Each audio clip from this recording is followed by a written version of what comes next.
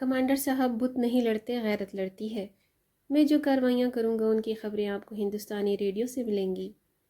حر مجاہد captain اربیلو فقیر غازی 1965 کی جنگ میں رضاکارانہ بھرتی کے لیے جب آیا تو کمانڈنٹ نے بھرتی سے انکار کر دیا۔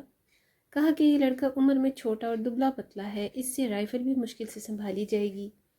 اربیلو فقیر اپنی برادری کے سردار کا بیٹا تھا، اس کے ساتھ 500 غازیوں کا لشکر تھا۔ جس نے اس کی شمولیت کے لیے احتجاج کیا تو اربیلو فقیر نے کہا، کمانڈر صاحب بہت نہیں لڑتے، غیرت لڑتی ہے۔ میں جو کاروائیاں کروں گا ان کی خبریں آپ کو انڈین ریڈیو سے ملیں گی۔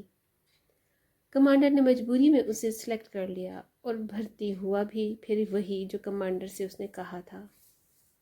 انڈین ریڈیو آکاشوانی سے یہ خبریں نشر ہونے لگیں کہ پاکستانی سول کمیونٹی حر مجاہدین کے جوانوں نے ہندوستان کا 2200 مربع میل رقبہ قبضہ کر لیا ہے۔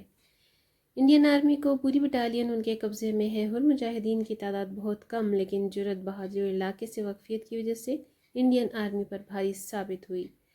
اربیلو فقیر نے نشر ہونے والی ایک انٹرویو میں بتایا کہ ہم 5 مجاہدین کی ٹولی میں پوزیشن بدل بدل کے حملہ آور ہوتے۔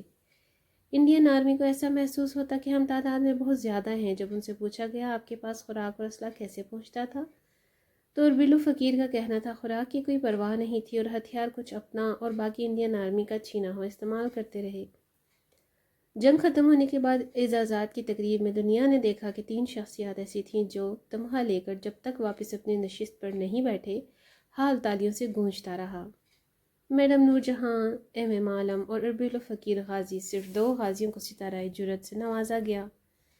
ایم عالم جو تمام عمر اپنے لیے گھر خرید نہیں سکے اور اربیلو فقیر غازی جس کا ذکر کبھی بھی میڈیا میں قومی سرمایہ اور ہیرو کی حیثیت میں نہیں کیا گیا۔ سلام پاکستان، اس ملک کے غازی اور شہیدوں کو سلام۔